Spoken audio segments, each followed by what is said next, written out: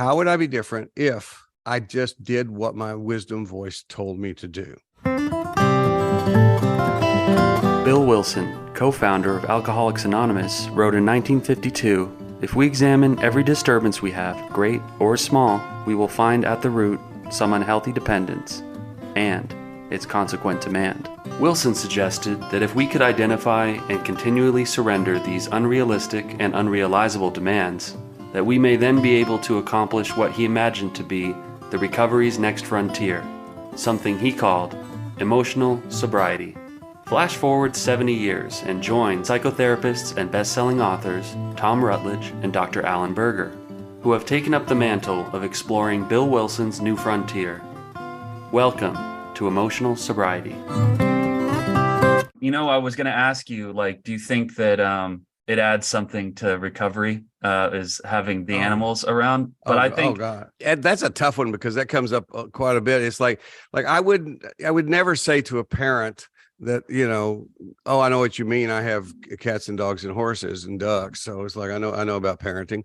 It's like, but I don't know but you talk to animal people and sometimes the animal people the people that reassure me the most are the ones who are also parents, who basically will say, no, it's just a different connection. Our animals live shorter periods of time than we do. So we've said goodbye to lots and lots of animals, dealt with a lot of grief.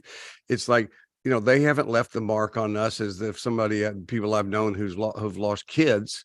It's like, well, of course, it's not a traumatic event like that. It's a natural event, but it's like, I don't know. That'd be an interesting discussion to have with some people who are parents, people who we could put a panel together, people who are parents and pet lovers, and people who are just pet lovers. And then we could just throw in somebody who doesn't understand any of that shit.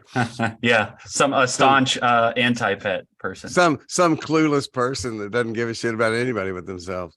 And we'll see that. But it's it's an amazing thing. And it's and you're right. It gets and from a depression point of view, it's one of the many zillion things that's basically helps me in my day to day, because I was thinking about it just yesterday when I got up in the morning.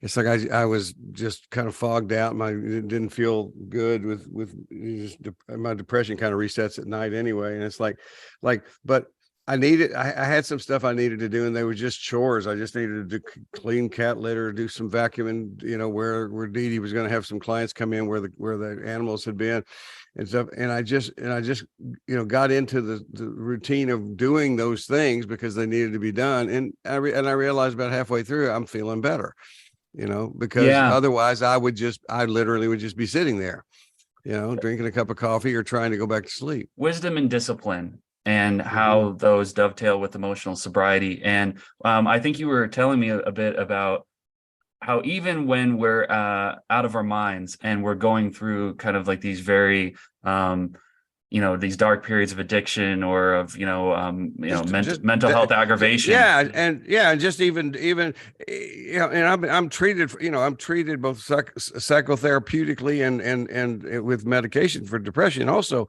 But those of us who are depressed, we still surf depression. We still have depression. Most of us are not. There have been a couple of times where I feel like I have been, and my doctor has said that I was in complete. He would say I'm in remission from depression, but most of the time, not complete remission from that. It's like you deal with it. But it's a part of what emotional sobriety is saying, okay, I'm consciously choosing to use that as the same as I use my Concept 2 rowing machine in there to build muscles and tone myself and keep my lungs healthy. It's like you go in there and say, okay, well this is just resistance that I'm up against, and that's what we're going to do. Weight resistant training is that. So emotionally, we do weight resistant training with our depression. It's like go, okay, well I need to these are opportunities for me to learn that. And so when you said I just took off on a little tangent when you said something about being in a really bad place or something, but it's not. It's sometimes just being in a little bit of a bad place, and very often it's a very familiar place. I mean, I've told you before, and probably said this on the podcast before too, that everybody needs to kind of understand their own mental health and understand what they're dealing with, just like you do, just like somebody who's a diabetic or somebody who has thyroid issues or arthritis, whatever. People learn to manage their symptoms and manage their health. It's like my my depression has always historically was always worse in the early parts of the day, morning, and so even in treatment, my what I say it is my depression resets at night. It's like I'm I I'm I share a lot about my life here on the podcast. A lot about this stuff. I was like, basically as my dad used to say, I have no complaints that would hold up in court. It's like my life is good. Surrounded with I'm here with my wonderful, beautiful wife of 36 years and all this menagerie of animals. It's like, but I still am somebody who wakes up in the morning with the first thought in my head is, oh fuck. It's like, it's just, I mean, it's my sometimes maybe not that, but it's like that's when, and then I go to work. It's like there's just a part of me that just I wake up with that heaviness that's going to be difficult. And so what you learn to do with, especially if people thinking about depression, and I think a lot of these things apply to anxiety as well, is you basically, well, what we're talking about in the Thursday group a lot, and that Roger Andes talks a whole lot about, is that acceptance. It's like, okay, it's just accept. That's part of what it's like to be me getting up. It's sort of, it's like if you have a bad back that you need to get up and you do stretches for every day before, and if you don't do them, you're going to have a harder day. This is the same thing. It's just emotional. It's just psychological. So when you say that your depression resets at night, does that mean that the end of the day typically it goes pretty good as compared to the beginning of the day? Like, head on pillow, everything's fine, and then you wake up, and then well, I'm most of us can identify ourselves as either a morning person or a night person and stuff like that. I've never been a morning person. It's like, and that's never been the case, but and maybe this is part of that, but so I tend to, I will tend to stay up too late at night and not get enough sleep, especially as I get older. I realize that, I'm really getting better these days at getting to bed earlier because I realize I do need to sleep. But it's like, no, I mean, I can tell you on the clock, it's like 4:00, in the day. Even if I'm having a tough day, 4:00, everything seems to lift. It begins to lift around that time. Evenings are wonderful. I mean, I'm not talking about euphoric, but I'm just saying, like, no, and the closest I've gotten to that through my own psychotherapy is basically I associate that with whatever there has been to do that day. I've either done it or not done it, and I realize it's kind of an acceptance. It's like, and so and right now in my life, it's a pleasant thing, because that's when whatever Dee Dee and I've been doing, we come together, we go through the ritual of doing the chores for the animals and stuff like that, and then we sit down and have dinner together, and usually watch something on television, and that we both enjoy watching. Well, that seems like the discipline part of the equation is what you're talking about. It's the kind of like the practice that shakes you out of this depressed state. And when I thought about the dynamic between wisdom and discipline, I flashed right back to like when I went to my first few AA meetings, and I was first starting to kind of like get a sense of what was out there. I knew I had a problem with drinking and drugs, and but I didn't have the willingness yet, and I'm hoping we can get a little bit into step 3, because we've been doing a lot of work on that week to week. But I think the way I described it to somebody later was like, even before I had the willingness, I would go to these meetings, I would talk to people, I would pick things up. People would give me advice, and in my early struggling, when I wouldn't take the advice, when I would just go back out there and get loaded and do the same shit over and over again.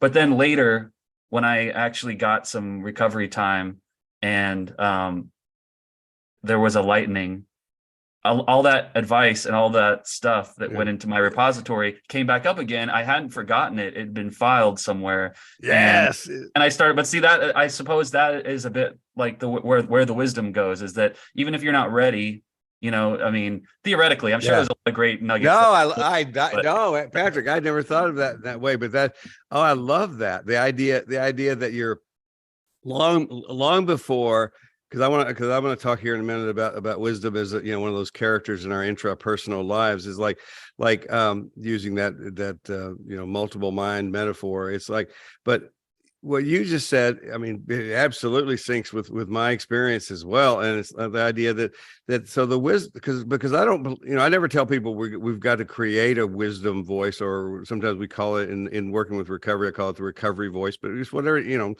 doesn't matter what you name these things. It's like, we just use the language to have a marker. It's, but I love what you just described, because I never tell people just to go create. We need to create a healthy voice. We need to create, some part of you that's authentic and real, because that's always been there. And what you're describing is how the wisdom part of that is has always been there in collecting things. And it's and one of the things that I can go, that's a good segue right into the idea that when I'm talking to people about I'm talking about using the wisdom and discipline in the intrapersonal model of the idea of the wisdom within myself, and putting that into practice it takes discipline. It's like, and because I have throughout the years realized, and really kind of came across this again one more time. It's amazing how often we can learn the same lesson and need to get it a little deeper each time.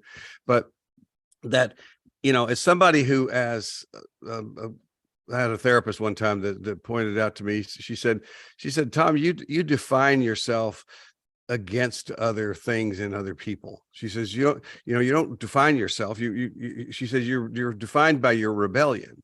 If somebody says something, then you're the opposite of that. If somebody asks you to do something, you're not going to do that. She says, that's not defined, self-definition.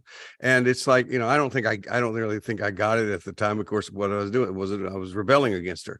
But it's well, as a matter of fact, Patrick, this is great. You're a good therapist, by the way, because you've done this with me before on especially when you and I are going one-on-one on these things. Is because guess what?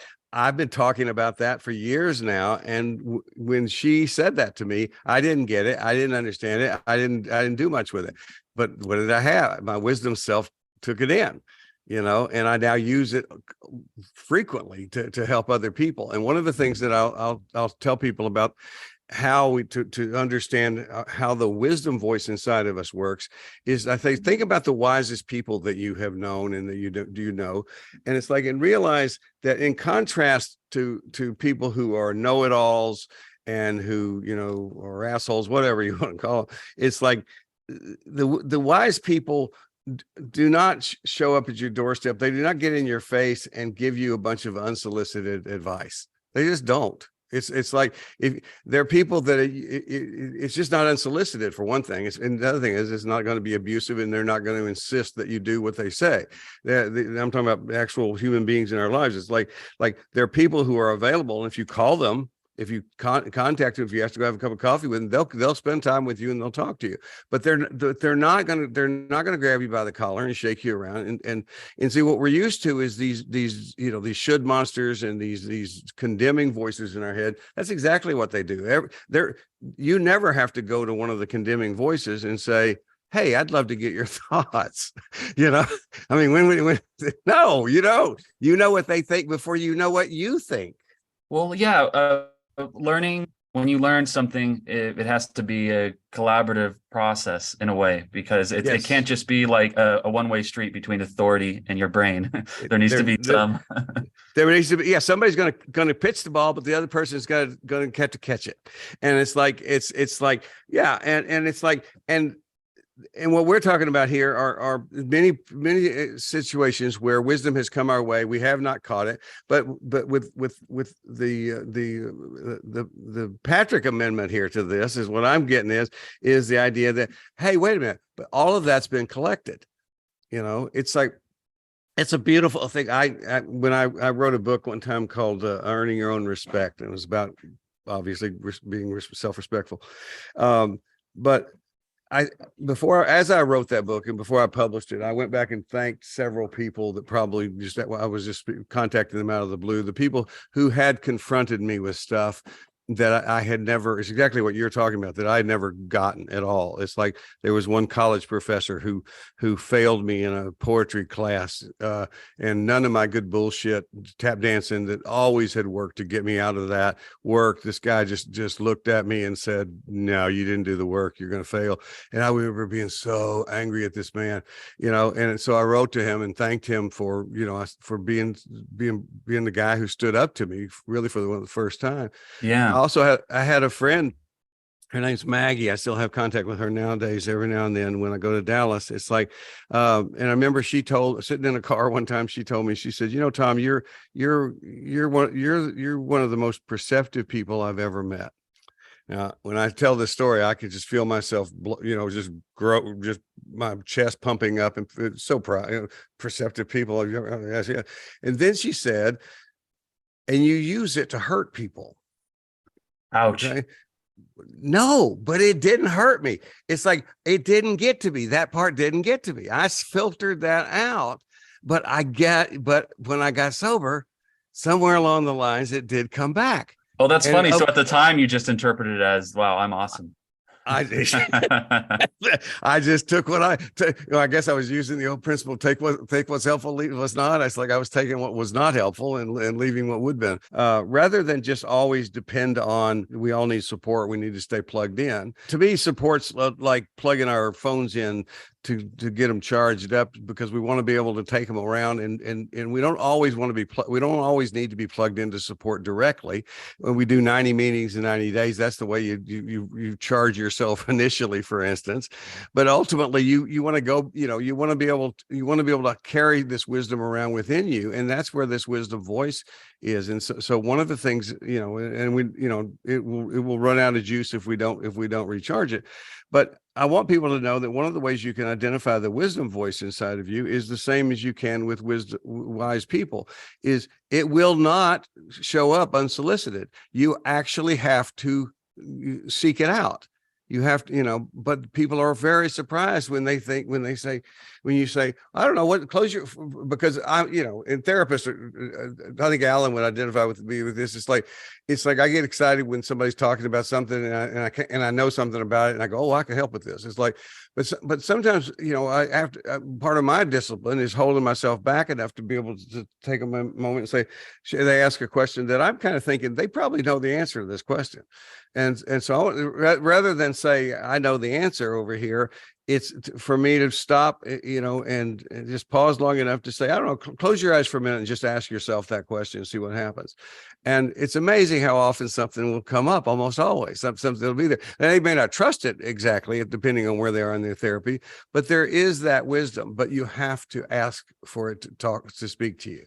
Yeah. Is that what they call Socratic? Is where you just, you're interacting with somebody and then you just get them to keep asking the questions that will lead them to. I guess that is, right? Yeah, I'm no expert on Socrates, but I think that may be part of the Socratic method. Yeah. Yeah. I'm not either. I think he was one of the characters in Bill and Ted's Bogus Adventures. Yeah. Socrates. Socrates. Yeah. I love Bill and Ted.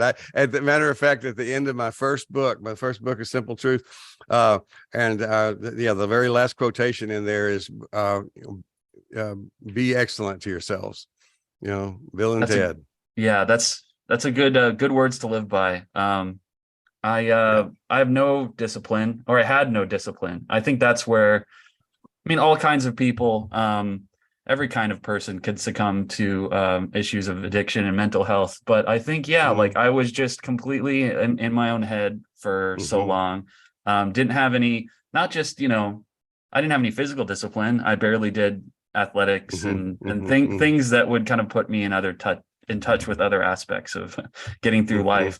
And so I think that is what recovery has been, is like corralling that wisdom into a useful program. And I'm still, in the very nascent stages of that. That the discipline is just putting all that stuff to work. I was looking at my issue of procrastination. I was beginning to realize that maybe I was making some excuse for myself, that I need to stop making.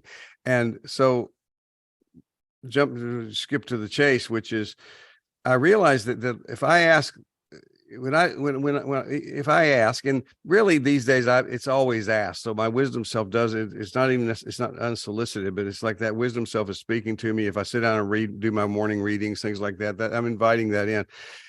And I was realizing that although I don't I don't have a life that's characterized by rebelling, defining myself against or rebelling against other people or other situations these days, I am still a very powerful rebel to my own wisdom.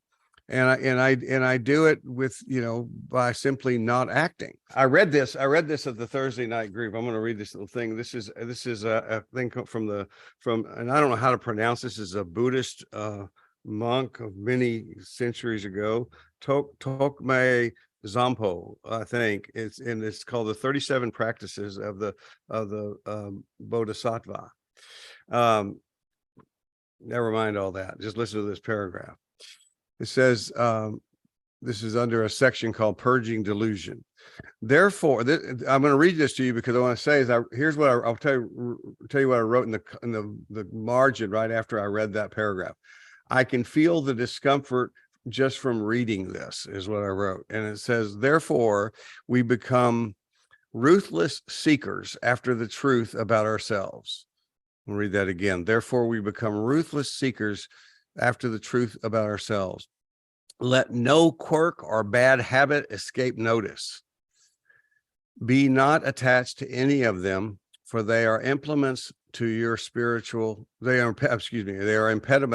spiritual growth. I can still feel it in my chest when I read that, and I think about, because it's really saying no, leave no stone unturned. And it's like, and with that, I began to have this awareness that, and I came up with this question that scared me, and that I'm working on now, and that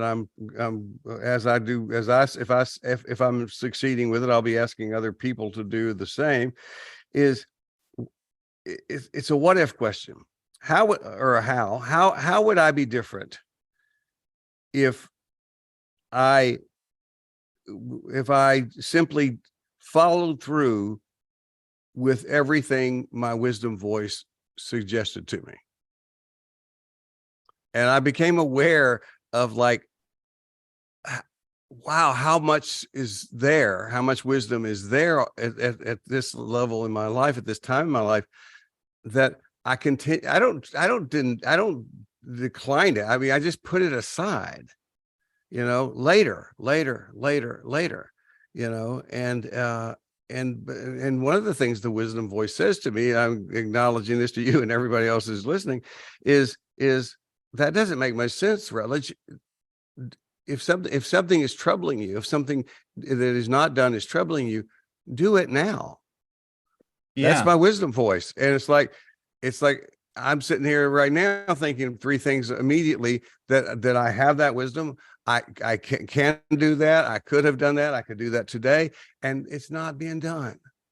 Well, that's fear, right? I mean, it's fear. Faith is the thing that makes you utilize the wisdom, and then fear is the thing that has you keep it at bay. Right. But okay. I think we can track most everything back down to fear. It's like but whether the fear is the first thing I put in my Embracing Fear book is we need to be able to tell the difference between neurotic fear and healthy fear. It's like, that's neurotic fear. I mean, it's like, if I'm afraid of doing this task that basically, I could be doing, but it's like, no, it's basically a lack of discipline in me. It's like, it's like, and I'm like, always make very clear that we have to define our terms, because words are very triggering to people. And if the word discipline means punishment to someone, it's like, we need a different word. That's not what I'm talking about. Discipline for me is really a descriptive thing of something that, like what you described, very much, you and I have many things in common, I think, in this way, that is something is a quality or a technique, practice that I have not ever been particularly good at. you tell me if this is not true for you. One of the reasons that I have gotten away with that is, by the way, the word I'm going to use here, I'm not even using it in a negative, horrible term, but because I have good bullshit, because I've always been able to talk my way through most everything. You know, it's one of the reasons that professor who flunked me, he just pissed me off so much, because he was immune to that. And it bounced off of him. He saw through it.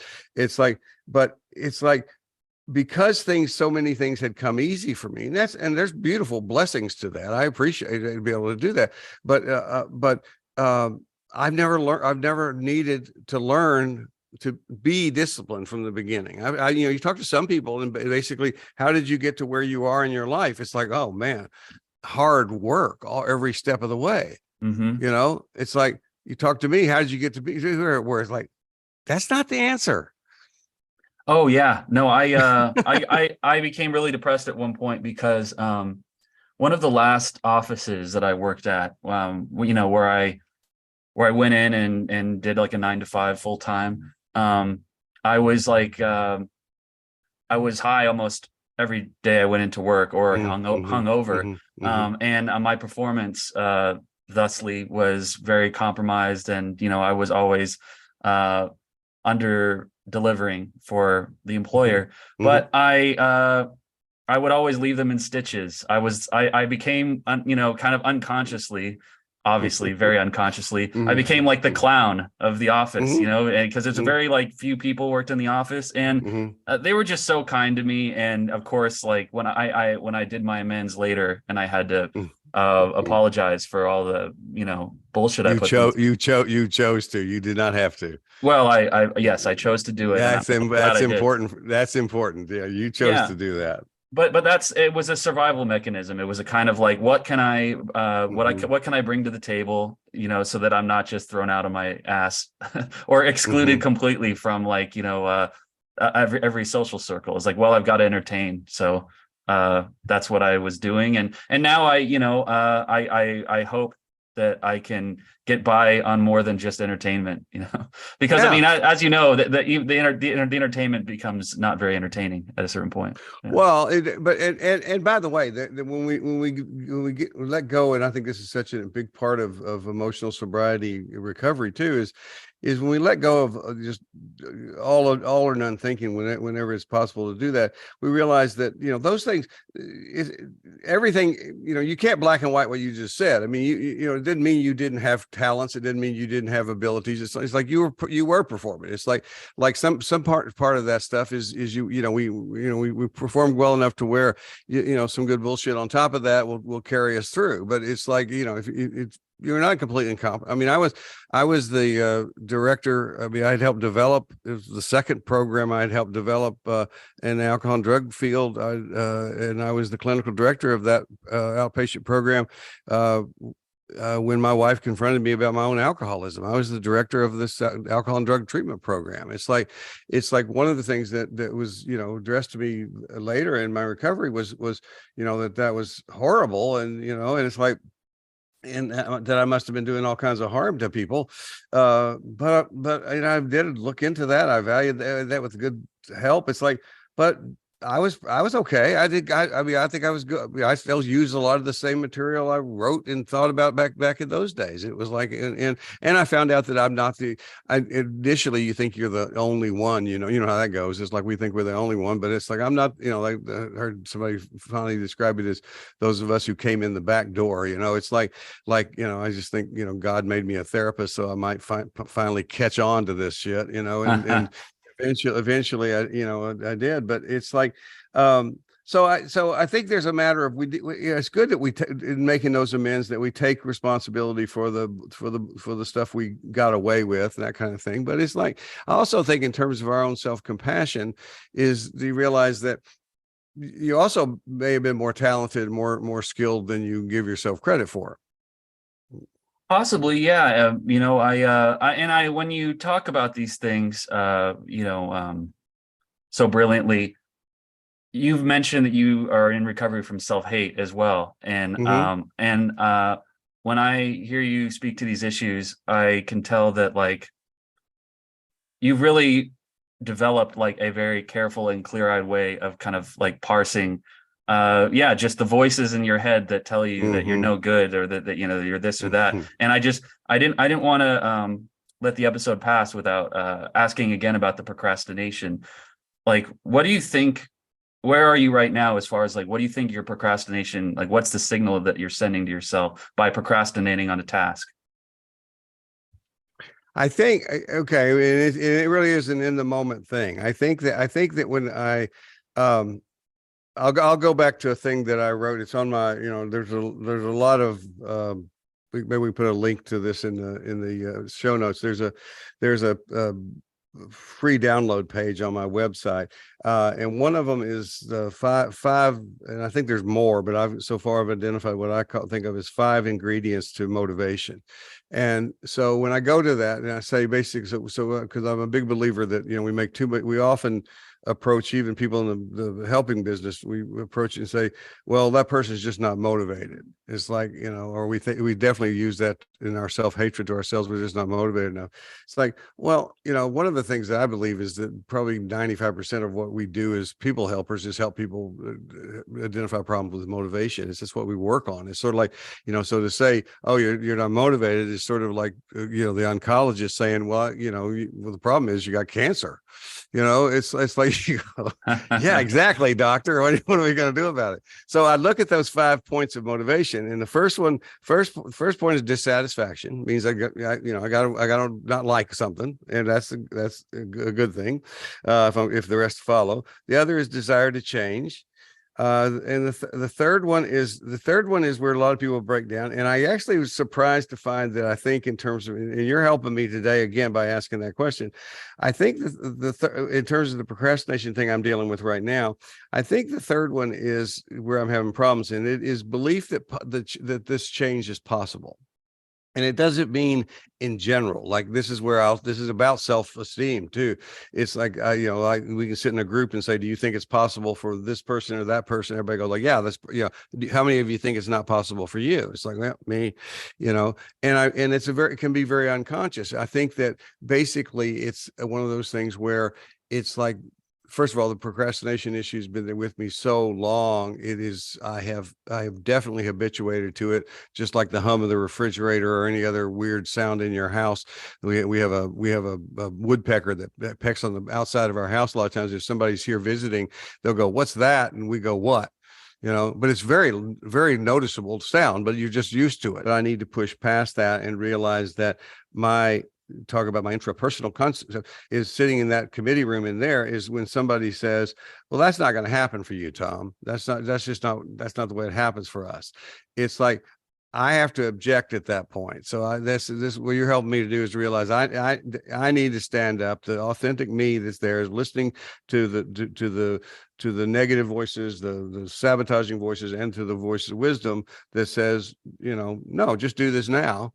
That I need to say, and get to this place where I practice this scary thing, and I haven't done it yet, but I have been scaring myself with the question, how would I be different? And this is what I need to explore. How would I be different if I just did what my wisdom voice told me to do? Now I can do it in little ways. The ways we actually use examples of that. Get up and clean the cat litter. Don't sit there and fret. Get up and do this. Go take a walk. Do that. I've been doing that. That's so again, in light of the self-esteem, it's like, no, I'm not saying I don't do it at all, but but the places where I'm stuck still, the procrastination, and right now those are in some work areas, or just some basic responsibilities, preparing paperwork or stuff like that doesn't interest me at all. I'm very spoiled about that in my life. I do not like to do things that don't seem fun. It's like, me neither. I mean, yeah, and it's like, and the good news is we really are good at seeking out things that are fun and creative and entertaining. That's kind of it's the reason we get into jobs that are creative, like yours and mine. It's like, but we still have to do that shit, or so somebody's telling me in my head right now. And I am fretting about it when I could just, this is the wisdom voice directly. You're fretting about it, Tom, and when you could just get it done. and just, just bite the bullet, do the thing that you don't like to do, and be done with it. Yeah, I mean, to give our listeners some hope, I mean, like, how many books have you written, Tom? I'm looking at the covers. There's, depends on how you count, but 10, say 10. Yeah, 10 books, multiple Mhm. clients, podcasts, meetings, chickens, horses. Yeah. I mean, you've got a full life and a full set of responsibilities which you show up for. And but what I'm getting from this is that every time a new task presents itself, you've got to go through the same process of, and that's just that, and that's what the fact that you're a procrastinator it's not necessarily an impediment to you getting this meaningful stuff done, this enriching stuff done, and having a full life. It just means that that's a thing that you have to navigate maybe more than others that are less inhibited. And go back to the other reframe that we had at the early part, is we could even see it as a positive thing, that by my doing that, and it is not lost on me that by entering into the conversation with you today, and this is testament to my emotional sobriety. I can honestly say right now, I realize there are people listening to us about that. So I can say, okay, well, that gives me some increased accountability that I can consider support.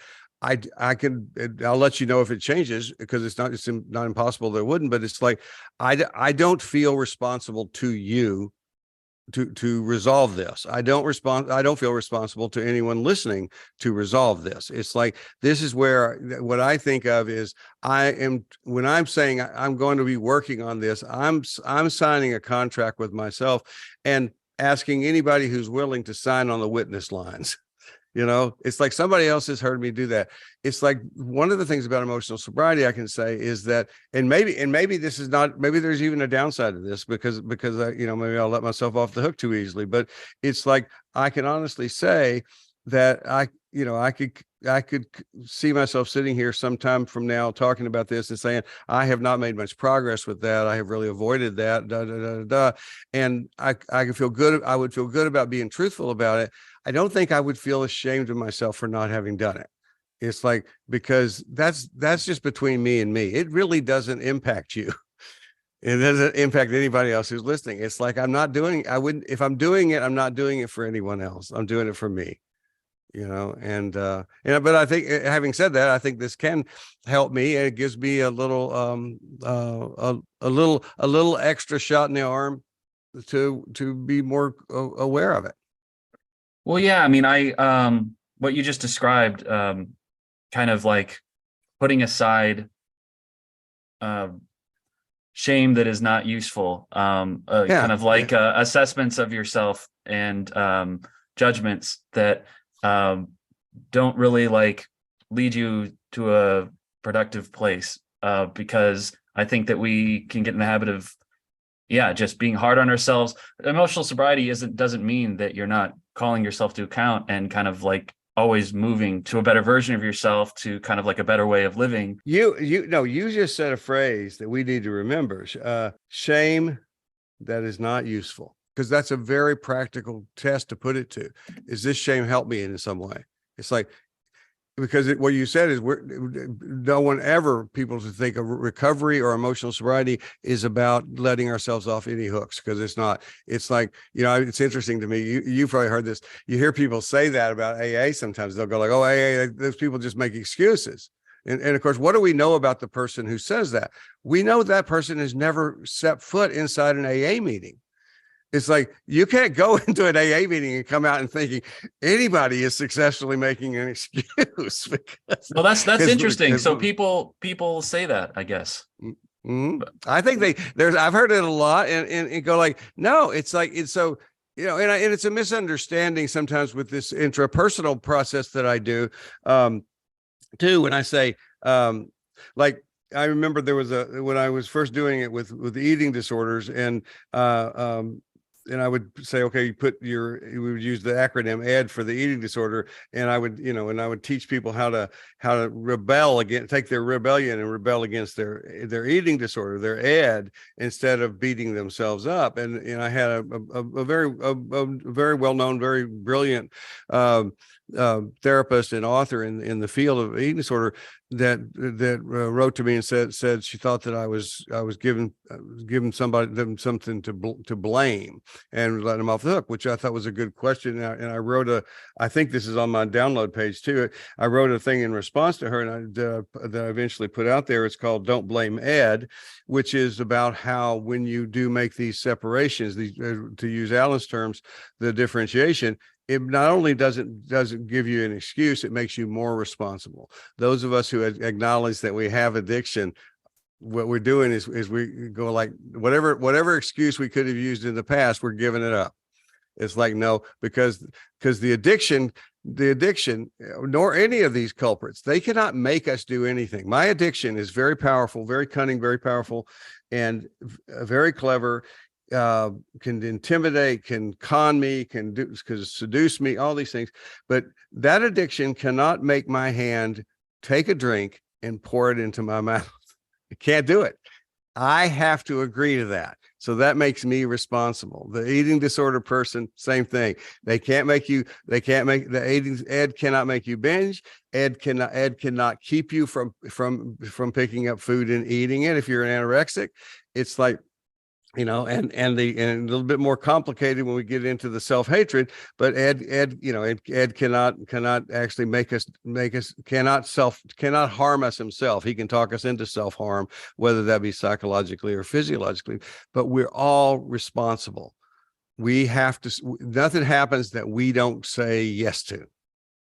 And that's where this has to take us. So the part you said earlier about a necessary part of the ingredient of the process to overcome some of these demons is a belief that change is possible, a belief that there's some potential to get a leg up on some of these things. And I just I'm amazed that I have gotten as far as I have with all of the way that the deck was stacked against me, just inside my own mind, and what you're talking about and what you overcame to just get the decades now of sobriety that you've gotten. I mean, I just like, because I talk to people that are struggling with addiction, and they just like, you could just tell when they don't just say it outright, you can just hear it in their voice that they just don't think they have it in them to do it, to live in a different way. But I just know that they do. And that's what's just so fascinating, and I'll just probably spend the rest of my life thinking about it, like, ways to nurture that germ inside people, to get them, to move them to that place where they realize that a different way is possible. Yes. And, but how cool, it's when they say in AA, you spot it, you got it, kind of stuff. And when they say that to us when we're judging people, that's when we first learn it. It's like I say, well, that person's an asshole because of so and so. Well, you spot it, you got it. It's like, shit, that's probably true. It's like I'm, so I need to take a look at that myself. But spot it, you got it also applies to the positive things. And this is where it's harder for those of us who have a long history of beating the crap out of ourselves or buying into that. Is the idea is that where you are in your recovery, you're in this place where you spot it, you got it. You could look at somebody, you can listen to somebody, and you can actually see. This may seem codependent, but it's like it's the truth. It's like you can see their abilities, not just potential, but you can see the ability in that person that they can't see in themselves. I do that with clients a lot of times. Just go like sometimes I'll just say to people, look, all I want you to do, I'm telling you what I believe about you. I want you to believe that I believe what I'm saying. Because sometimes people, as you know, you can feel bad enough about yourself that if somebody's saying something positive, they can lose credibility because they're saying positive things about you, and you can be thinking, we usually think nice things like, well, that's because that person just is nice. Or if you're a therapist, they go, well, that's just because I pay you. It's like, and I always point out to them, no, you pay me to be honest with you. You don't pay me to pat you on the head and make you feel all better. And if you think you're paying me to make you feel better, just think about some of the sessions we've had. Because I promise you, every session you come in here, you don't end up feeling better. It's like we dig into some pretty heavy stuff. But I love the fact that you could describe that. And I'd love the other thing, couple of things for you, Patrick. Shame that is not useful. Be sure you jot that down. It's more important than I jot it down. And the other thing, this is just you as probably I'm just identifying you as the writer in you. The deck stacked against me in my own mind. It's like, do you write these things down? I mean, I know you're a writer, but do you write reflections like, because you have a way of words about describing this shit that is really good. Oh, well, thank you. And, that's where it reminds me of how I need to bulk up my daily practice, because I'm still, getting all that stuff together, just in terms of, you got to. Okay, well, I know you, the one that edits this podcast. Do not edit out this part that I'm talking to you about what you're good at, and do it. Okay, I won't. Yeah. So please don't do that, because no, you're very good at that, and it's like, and I mean, our training is important, but it's like it's as therapists, but it's like, we're all people helpers, and it's like, and the truth is, you get into recovery and you become a people helper, because that's actually part of how we help ourselves. I hope to continue to be. Do you are? Well, I thank you, Tom. And do you do a daily writing thing? I do a interesting procrastinating a writing project is one of the procrastination things I'm working on right now. It's one of the things I'm referring to. I wouldn't go so far as to say as I'm good at every single day, but no, for the last my love of stoicism has fueled me and geared me to where I start each day with have several different books I read from, but I'll read some. I will write. I mean, I usually just write all over these books and crimple the pages and things like that. And I have a journal in that spot where I do that. And we'll sometimes, we'll write, even if I just write quotations down from what I'm reading, or sometimes I'll come up with my own little things about that. So I'll write there. But, and at times, not always, but when it occurs to me and the time, and I have enough time, I'll end up writing a little entry that Allen and I are working on a book right now that's one day at a time in emotional sobriety, and I'll end up writing down at least a rough draft for a thing like that. So I would say more days than not, and now as far as actually professionally being a person who sits down to write every day, I do not do that. But in terms of that personal writing, I do. Yeah. No, I mean, exactly. And that's kind of what you're speaking to about, you just got to turn the valve on. You got to let some of that out somehow, even if it's not always formal. But the other thing is, you and I talked about this when we got to hang out together and be roomies at Allen's. It was because this is when I ended up writing this down because I was doing that practice and realizing you were talking about not wanting to go work out. They had a workout room down there, and you were talking about you didn't want to go do it, but you did it. Yeah. And so we were talking about, and I don't remember the exact thing, I was thinking about it when we were talking about it, was that it's the exact same thing with sitting down and doing my reading and my little notes in the margin or my little journal thing. It's like, it doesn't matter. My motivation at that moment, my intent, it doesn't matter if I'm doing it just because I agreed to do it. That's discipline. That we're back to our theme. It's like it's the same as when I go on my rowing machine. It's like I don't have to be in a certain state of mind for that to help me.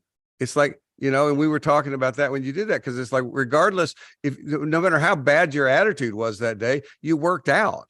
So whatever that discipline does for your body, yeah, it was done whether you liked it or not. Well, what's pretty good is that on that day or that weekend, you did really great on stage with the prep that you had made yourself do, and I did not, get a hernia or whatever from lifting the weights. We both, I think, made the right call, and actually we did good. Stuff. Yeah, it was fun. It's like Allen has not stopped to talk, and that makes it. I think we were good guests because Allen has not stopped talking about having us back over there since then. So oh yeah, well, we got to do that. It's what an idyllic place. I mean, it really did feel like I was riding through, we were just I could almost see like the Continental Army, you know, kind of like the ghosts It's going through the trees. I know up Yeah. in those little communities up there. It is. You really are riding through, up those little houses that are right on the street, out the road. That have been there Yeah. since long before any of us were ever thought of. Right. I like to imagine Alan had like a powdered wig, and then like the tires are making that click clack click clack sound of the you know. But yeah, it was wonderful. It was wonderful. So, well, you've helped as always when we do one-on-one. You've helped me today, Patrick. I appreciate you. I appreciate you too. It's always a pleasure. And next week, Alan should return, and we'll chop it up again. Peace out. Tend your life, tend your myth. Cultivate your narrative with whomever you're with. Then with glass in hand and children on one knee, bring some stories, bring your stories back to me. It ain't a crime to be a human. Never be ashamed to be yourself. Rest assured that whatever you're doing will entertain me like nobody else. So here's to us, my old friends, until it's time to drink the wine and break the bread again. With glass in hand and children on one knee, bring some stories, bring your stories back to me.